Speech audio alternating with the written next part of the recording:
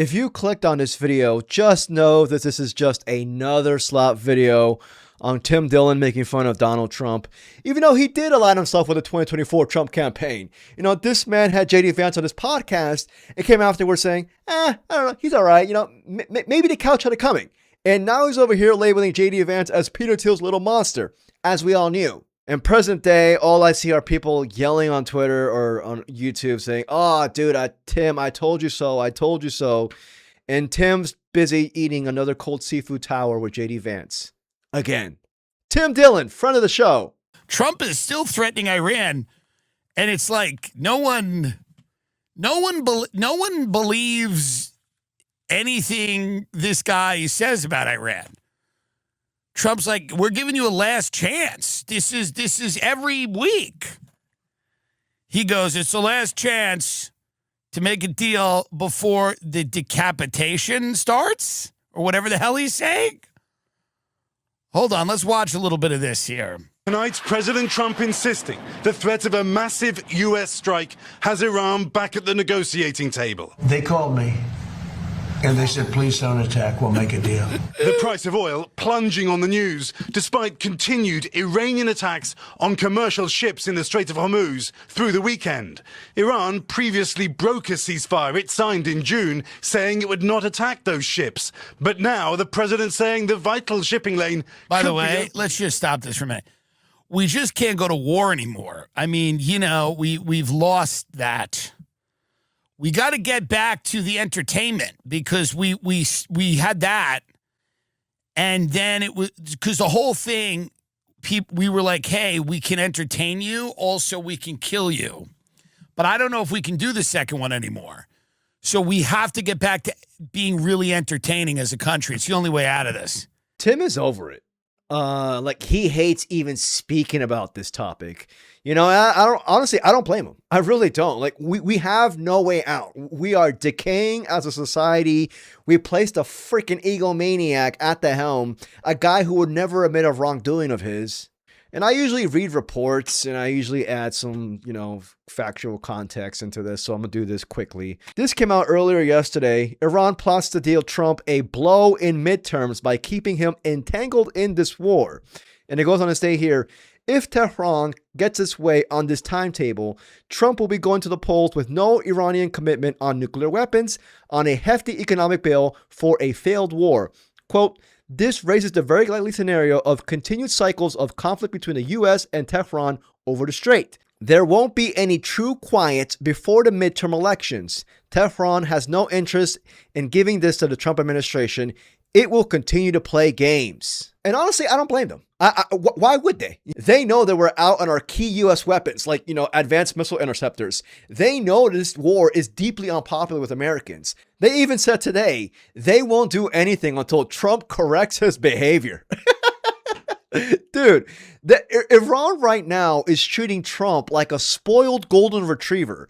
You know, this golden ran into the house, ran into the living room, all muddy. You know what I mean? Muddy, fucked up the couches, the carpets, you know, everything got to be freaking, you know, renewed and revamped now. And Iran got Trump by the leash and now has him tied to a tree outside. And mind you, you know, he's been out there for a month now, 4 months. And mind you, on the forecast, the Golden knows, Trump knows, 2 months from now, there's a freaking hurricane coming, and they still aren't letting him inside the house. Trump is panicking. This man is shaking in his boots, and you know, he knows he's cooked. Could you imagine Trump as a golden? Can you imagine Trump, a fat, obese, decaying golden, a warmongering golden? Anyways, the reason why I made this video, remember on April 7th to be exact of this year, when Trump farted this out, this threat coming from a U.S. president, unprecedented, by the way. A whole civilization will die tonight, never to be brought back again. I don't want it to happen, but it probably will. However, now that we have a complete and total regime change, look, okay, whatever. We're different, smarter, less radical mind, whatever. We all remember this tweet. I like to think, as Americans, I'm not going to lie to you, this really it really set me off. Like my anxiety, I already suffer from crippling anxiety. You know what I mean? Speaking of a golden, I should be on fluoxetine. You know, I really do shake in my boots a lot. You know, I don't know why. I've always been an anxious little fuck, but that's just who I am. But I knew already that Trump is a lying, deceiving thug mobster. I knew about his con man history, how he's fucked over people in the past. I know he's a walking lie. And yet somehow, some way, I still kind of bought that tweet. Like, I'm not gonna lie to you, my anxiety spiked because I was just like, he's literally, this is a nuclear threat right here, you know? And it wasn't just me, you know, my own group chat, my friends, they were messaging me saying, dude, what the hell's going on? Like, is he really gonna pull the trigger tonight? Like, what the hell's going on? And what happened? Nothing. Trump tacoed out. Taco Trump, as we all know. 4 months later, and like 400 threats later from Trump, tweets like this or empty threats that he spews out, like, I feel like right now, correct me if I'm wrong, please, Americans now have been like completely desensitized to this, like to even Trump's nuclear threats. Like Trump could post a tweet or a video, him saying verbatim, I am going to drop a nuclear bomb tonight. He could use Gen Z terms, on God, I'm going to drop a nuclear bomb tonight. Not for reals. For reals, like, don't play me. I'm dropping this nuclear bomb just to make it sound more convincing to Gen Z. You know what I mean? And nobody will buy it. Even my anxious self wouldn't buy it. I could be in the midst of a freaking anxiety attack and I could see this tweet and I'd be like, huh, well, that's cute.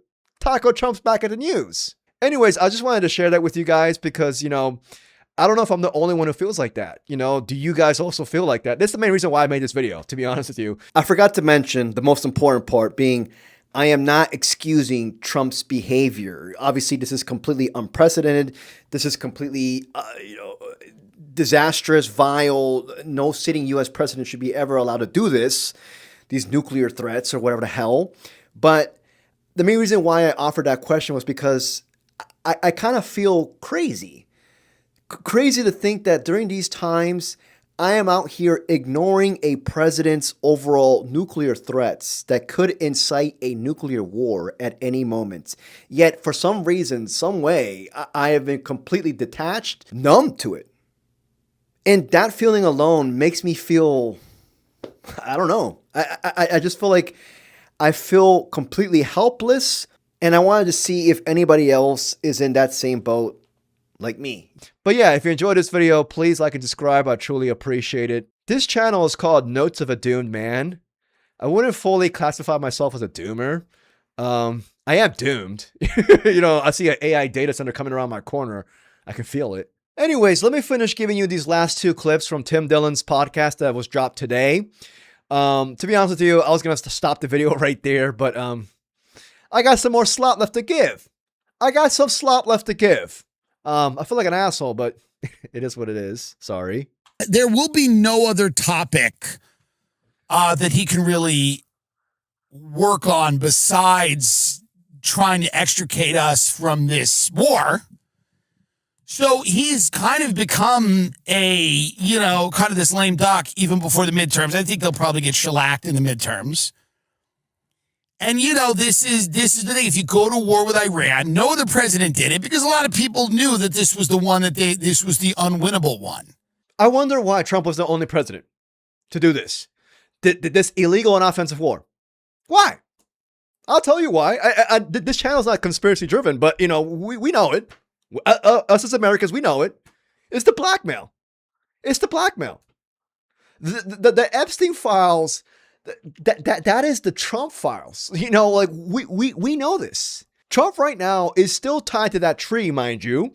He sees the hurricane coming in a couple of months. Mind you, he's going to try to nuke that hurricane. He's like, let's nuke it.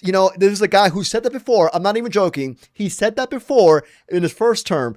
But, he knows. Like, I don't think he knows. I think people around him know that he is a lame duck president right now. But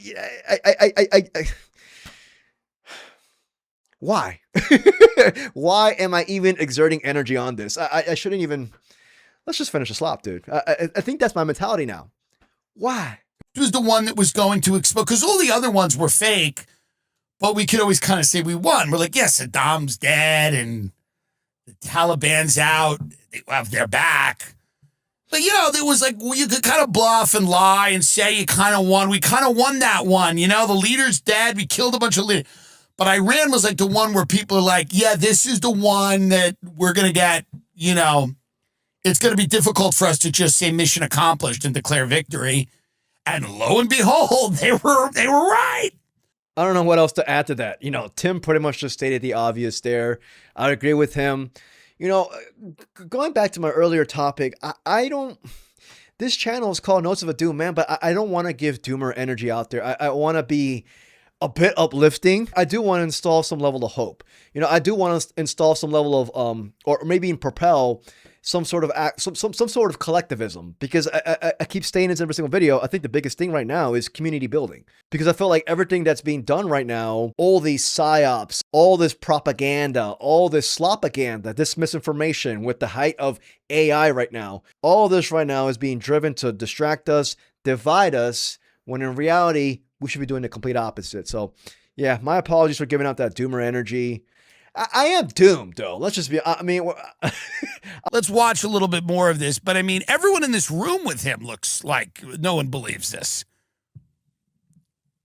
We're talking about the strait, the opening of the strait, having it open literally by tomorrow, completely open. And that's phase one. The denuclearization of Iran has to happen. And that'll be the second phase. Iran is denying any talks with the US are happening. Yeah, all as President Trump pulls back from massive strikes he said would involve Israel. Here's the thing. We can't win. And anybody who knows anything about this has come out and said we can't really win. And we just can't win. Like, there's no way to win, really. So everything we do now is just kind of like some form of saving face. Like, we're just trying to be like, you don't know what if we wanted to do it, we could do things you wouldn't even believe if we want. But we really can't, which is why we keep threatening them and then backing off, because we know that, like, it's not going to work. This isn't going to, like, turn the tide if we start doing this stuff. It could potentially get worse for us. So we're going to have to run away like cowards. That's the only thing we can do. Sorry. I know that people don't want to hear that, but that's literally the only thing we have to do is run away. Run away. Run away. We got to go. We got to go.